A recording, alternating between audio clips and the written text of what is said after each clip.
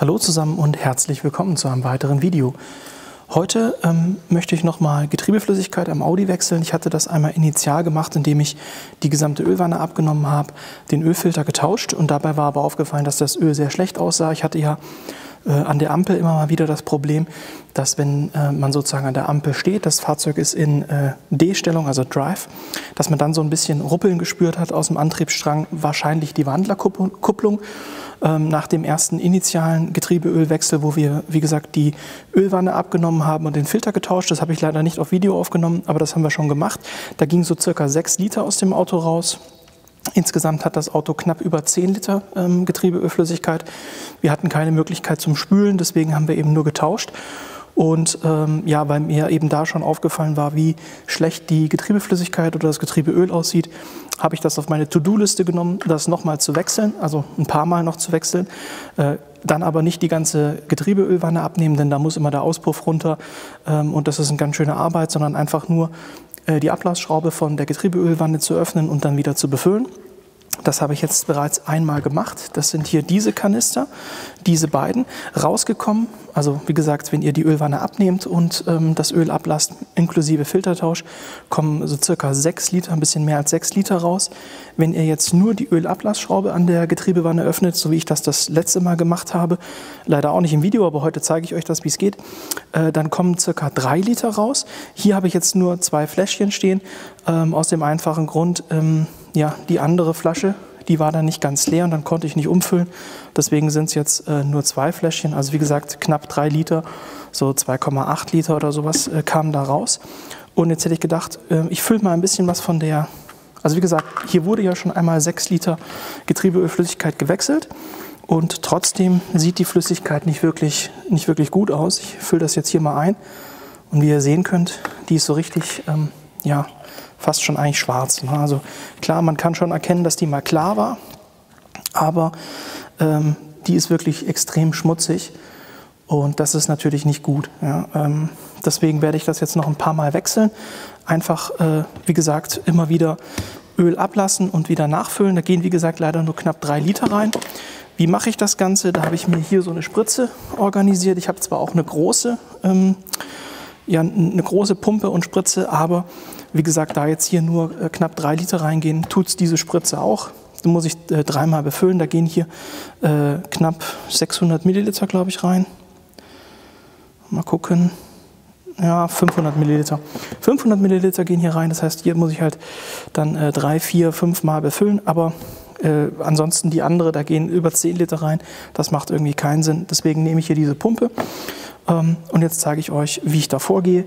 Ich befülle erst einmal die Pumpe, indem ich einfach hier den Schlauch da reinhänge. Da kommt jetzt auch schon ein bisschen Getriebeölflüssigkeit raus. Hier seht ihr jetzt auch gleich, welche Farbe das eigentlich haben sollte. Das ist nämlich so ein Goldton. Jetzt kommt hier natürlich erstmal ein bisschen Luft mit. Und hier, jetzt fällt es gleich alles um. Und hier unten könnt ihr dann sehen, die Farbe, wie die Getriebeölflüssigkeit eigentlich aussehen sollte. Da ist schon fast nichts mehr im Döschen drin. Muss ich gleich ein bisschen umfüllen.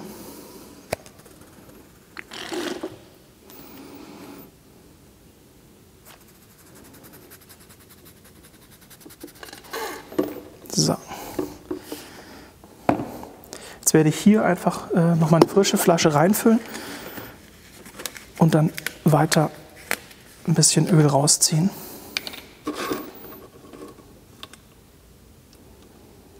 Und ich denke, auch hier kann man sehen, wie schön klar die Flüssigkeit eigentlich sein sollte.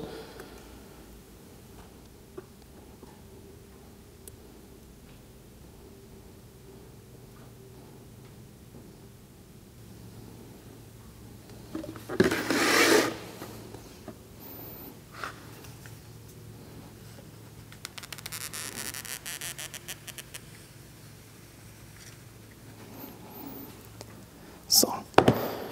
Das habe ich jetzt vorbereitet. Hier fülle ich noch den Rest ein. Dann habe ich wieder eine Flasche frei zum Befüllen nachher für das Altöl.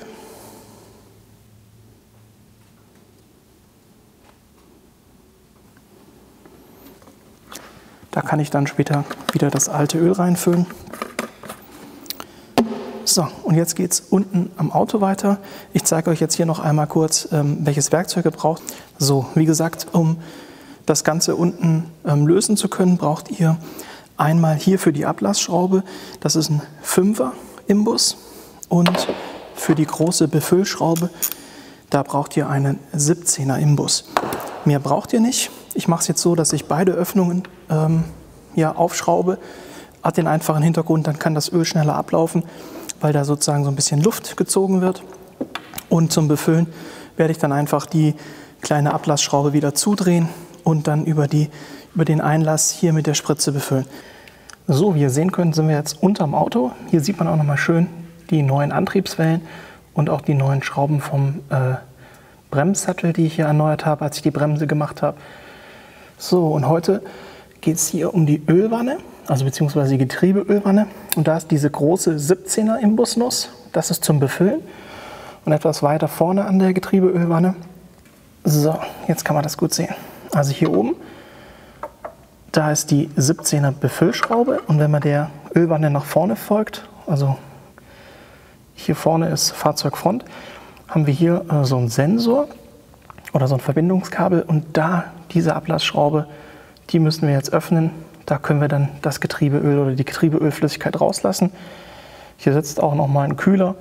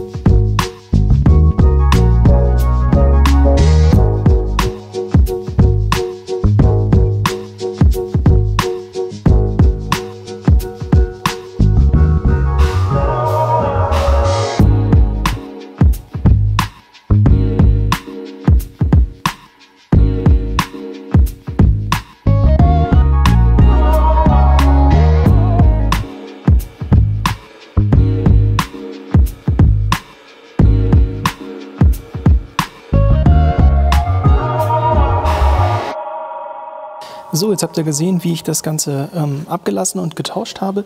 Wie gesagt, diese Spritze ist sehr hilfreich. Ich habe die jetzt auch schon wieder ein bisschen geputzt, damit es beim nächsten Mal nicht mehr so schmierig ist. Aber das ist echt eine sehr, wie soll ich sagen, ja, schleimige Angelegenheit oder eine sehr schmierige Angelegenheit. Da am besten irgendeine alte Kleidung anziehen, die ihr nicht mehr braucht, denn ihr saut euch, also zumindest geht es mir immer so, ich saue mich mal von oben bis unten voll. So, diesmal ist es jetzt so gewesen, ging tatsächlich ein bisschen weniger rein. Das letzte Mal war ich so bei 2,8 Liter, jetzt bin ich nur circa bei 2,5 Liter. Ihr habt ja gesehen, es kam wieder Flüssigkeit raus und dann habe ich zugedreht. So mache ich das immer. Es gibt auch nochmal die Möglichkeit, dass man das bei laufendem Motor macht. Allerdings ist es so, das Fahrzeug, also ich habe jetzt nicht die Ölwanne abgenommen, die Getriebeölwanne und auch nicht den Filter rausgenommen. Und dann sollte es eigentlich reichen, wenn ihr einfach Ablassschraube öffnet und wieder befüllt. Denn das ist sozusagen der gleiche Zustand. Nur wenn ihr halt die Getriebeölwanne absenkt und den Filter rausnehmt, dann solltet ihr auf jeden Fall den Füllstand im laufenden Motorbetrieb kontrollieren und auch einmal die Gänge durchschalten, weil es dann sein kann, eben durch den Filter, dass der noch mal ein bisschen Flüssigkeit nachzieht und dann habt ihr sonst den falschen Ölfüllstand fürs Getriebe. Das, wie gesagt, war ja die Flüssigkeit, die ich beim ersten Wechsel rausgeholt habe. Jetzt habe ich eine ganze Wanne voll mit weiterer Flüssigkeit. Da hätte ich gesagt, nehmen wir uns auch mal eine Probe und schauen mal ja, im Vergleich, ob man schon irgendeine Verbesserung erkennen kann oder ob es beides noch so schlecht aussieht. Das ist jetzt die Wanne mit der Flüssigkeit, die ich abgelassen habe. Da nehme ich mir jetzt einfach eine kleine Probe. Ich mal schauen, wie ich das am geschicktesten mache oder am ungeschicktesten, je nachdem, wie man es sieht.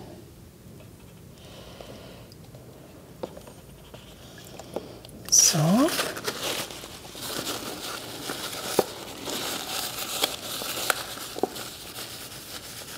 Da habe ich jetzt meine Probe und dann vergleichen wir die mal auf der Werkbank, ob wir da einen Unterschied sehen können.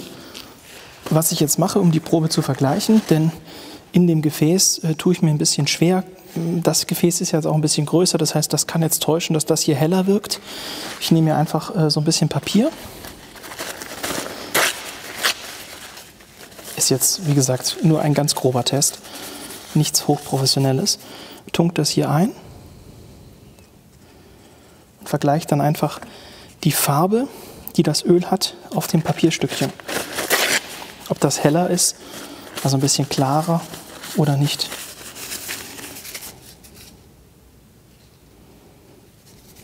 Oh ja, doch. Also ich weiß nicht, ob man es auf der Kamera erkennen kann, aber ich sehe auf jeden Fall einen Unterschied, dass die Flüssigkeit jetzt hier beim zweiten Wechsel, dass die klarer ist. Ich versuche mal ein bisschen ranzuzoomen. Ich weiß jetzt nicht, ob man das auf der Kamera so gut erkennen kann, aber hier optisch mit dem bloßen Auge ist es auf jeden Fall zu erkennen, dass diese Flüssigkeit ein kleines bisschen klarer ist als die Flüssigkeit hier. Und das ist die Flüssigkeit vom sozusagen zweiten Wechsel. Ich habe einmal groß gewechselt mit Ölfilter und Ölwanne ab. Und das hier war dann der erste Wechsel nur mit Ölablassschraube. Und das ist jetzt der zweite Wechsel und sieht für mich schon so aus, als ob es besser wird. Das heißt, ich werde das jetzt noch 2-3 Mal wiederholen und dann schaue ich nochmal, wie der Stand ist. Aber wie gesagt, das Ganze hat auf jeden Fall schon dazu geführt, dass diese Schabgeräusche oder diese Vibrationen, die ich im Gang hatte, wenn ich an der Ampel gestanden bin, die sind schon weg. Das heißt also, das Wechseln der Getriebeölflüssigkeit hat auf jeden Fall was gebracht. Und wie gesagt, das sieht ja auch jetzt jeder, dass das keine gesunde Getriebeölflüssigkeitsfarbe ist. Schauen wir mal, ach doch, hier kann man es, denke ich, auch ganz gut erkennen, wenn ich das so leicht kippe, dass diese Flüssigkeit deutlich dunkler und mit mehr Sedimenten behaftet ist als diese Flüssigkeit hier. Also wie gesagt, für mich sozusagen im echten Licht oder ohne Kamera ist das für mich deutlich zu erkennen, dass der Wechsel auf jeden Fall was gebracht hat. Und dadurch, dass ich da halt schon positive Effekte spüre und eben auch hier sehe, dass die Flüssigkeit klarer wird, werde ich das noch einfach 1-2 Mal machen. Und vielleicht gibt es da nochmal ein Follow-up-Video. Ansonsten könnt ihr davon ausgehen, dass das auf jeden Fall geholfen hat. Drückt mir die Daumen, dass dann auch die letzten, sage ich mal, ja, Probleme mit dem Getriebe, manchmal ist es so, dass die Gangschalt oder das Gangwechseln vom 5. in den 6. Gang noch nicht so smooth ist. Vielleicht kriege ich das ja damit auch noch hin. Mal schauen. Wie gesagt, ich bleibe auf jeden Fall am Ball. Wenn es irgendwas Spannendes Neues gibt, informiere ich euch. Ansonsten können wir erstmal davon ausgehen, dass das Wechseln der Getriebeölflüssigkeit deutlich positive Effekte hat. Das heißt, ich kann euch das auf jeden Fall empfehlen.